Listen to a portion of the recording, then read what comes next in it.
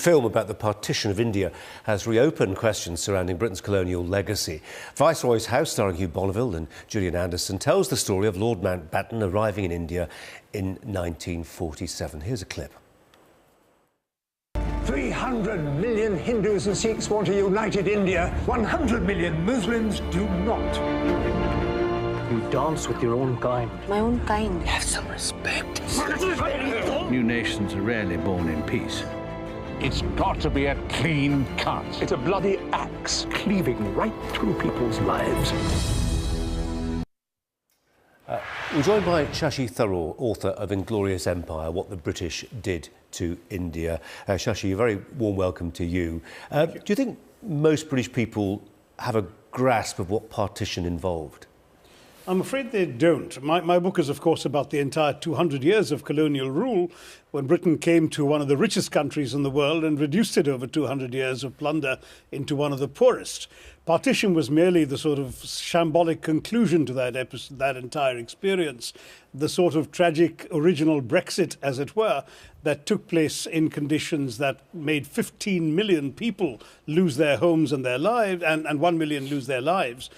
So I think Britain certainly should know a little more about the things that it was quite directly responsible for in the subcontinent. Before we talked, I was looking at a review by Max Hastings, journalist of some repute, military historian of some repute, former editor of the Daily Telegraph and other periodicals, newspapers, who was reviewing Neil Ferguson's book, which gives a flip side, an alternative view of the colonial experience. He opens with these words, this is Max Hastings: most modern British school children are taught that imperialism was an unalloyed evil. That was in 2003. You don't share that view? Well, no, because I actually know people who've done A-levels in history and have never learned a line of colonial history. It is not, in fact, something that British school children are taught. Perhaps Mr. Hastings was speaking of a different era, but certainly not in recent years has history about what the British did in their far-flung colonial possessions actually been taught to British school children. Well, you say far-flung possessions, but I mean, yes, famines killed hordes of people in India, but so too in Ireland as well. Absolutely. Absolutely. In fact, British policies on famines, which killed 35 million Indians in totally unnecessary man-made disasters because of British policy, were exactly the policies they pursued in Ireland that led to so many deaths in the Great Potato Blight and led Irish people to flee to America. Indians, of course, didn't have that option. If not the UK, I mean, you talk about the way the British impoverished India over a period of 200 years. Was it not just one of those periods in history when part of the world enjoyed a technological advantage over others? And, nature abhors a vacuum. If the British hadn't poured into the vacuum, then the Russians would have done. That's what the Great Game, as it used to be called, was all about, how the British would block the Russians from getting into India and seizing it. And there is a view, isn't there? You may disagree with it.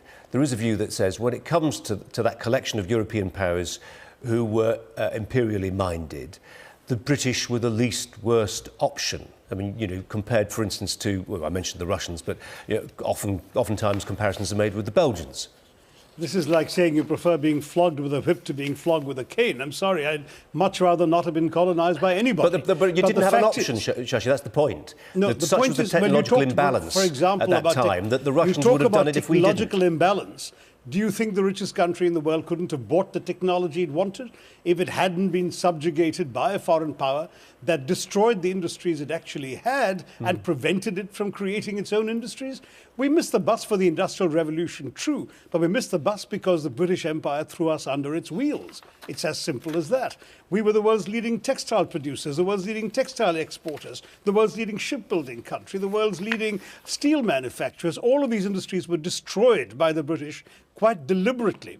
And a captive market was created by the British in India to unload their goods on this country. When you paint that picture of what the India that might have been in the wake of the Industrial Revolution, people look at modern-day India and say, well, in a sense, normal service has been resumed. What's the problem? Well, the problem is where we had to start from in 1947. The British left us with 90% of the population living below the poverty line. Did they leave anything good behind? Beg your pardon? Did they leave anything good behind? Well, they left a number of things that were not intended to be for the benefit of Indians, but which, once they were left behind, were transformed by the Indians into benefiting them. Such as, for example, the railways, which have been created in order to extract resources from the Indian hinterland and take them to the ports to be shipped to England for the greater glory of England. But of course, once the British left, we were able to use the railways and continue to do so for the benefit of Indians, and particularly for passenger movement, not for extracting resources.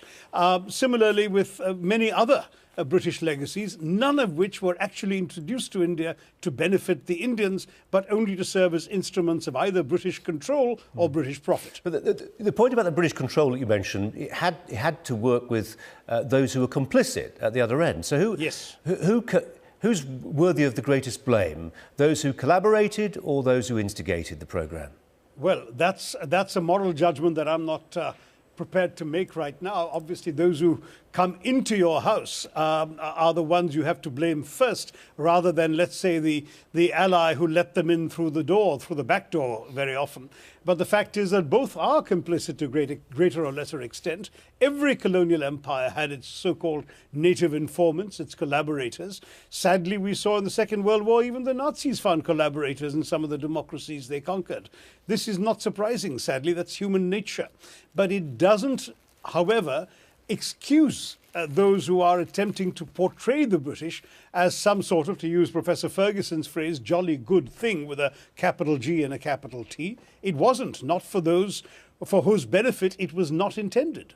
I just want to share with you and our viewers a tweet from over the weekend by Liam Fox, British Secretary of State, who said the United Kingdom is one of the few countries in the EU that does not need to bury its 20th century history.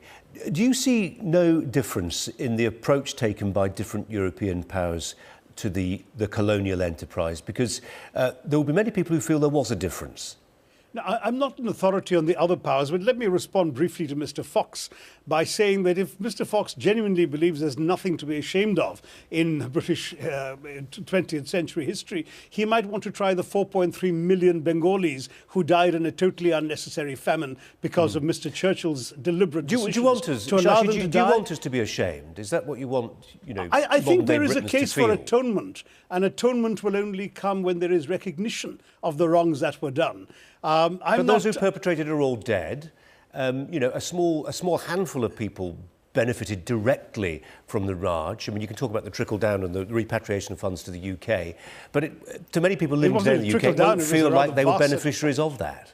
There were vast sums that were sent here, Colin, to the UK, not a trickle. Vast sums in the billions in today's money, perhaps more. Some have calculated even higher sums. But I'm not here to talk money, because I think what's far more important is the moral case. I think what really matters is for Britain to look within and to recognise there's something to be apologetic about.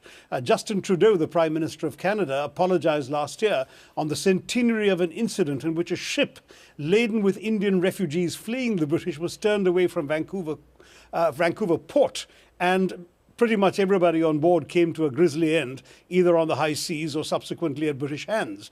And Trudeau, even though the Canadians didn't actually kill anybody themselves, and even though that was also 100 years ago, did apologise. To my mind, I think just taking collective responsibility is a moral step that the British have simply not contemplated after 200 years of profiting from their empire. And I think it's sad. We just celebrated the centenary, or commemorated the centenary of the First World War in these last few years. It's still going on, really, till 2018. Do you know that a million Indians fought under arms for the British side? Do you know it was largely Indian soldiers that stopped the German advance at Ypres at the beginning of the war? Do you know that India supplied pack animals, food, clothing, rations, even rail lines ripped out of the ground in India and sent off to aid the war effort? And that the total contribution of Indians in cash and kind is estimated in today's money at about 80 billion pounds sterling? I'm quite sure you don't know that, because the British don't tell you that. It's a great triumph for British arms, but India has been forgotten. I drove past a statue in London to animals that participated in the war. There is no statue to the Indians who've done this for Britain. I think at some point the British really ought to look back at their 200 years, not through the rose-tinted spectacles with which you see these gauzy, romanticized television soap operas about India, but look back at the reality, not just the financial reality, the reality in terms of human lives that were affected and transformed because of the colonial enterprise, and then decide if there is something worth apologizing for. I believe there is. Sashimi Tharoor is author of Inglorious Empire, What the British Did to India. Shashi, very good to talk to you. Thanks a lot. Thank you, Colin.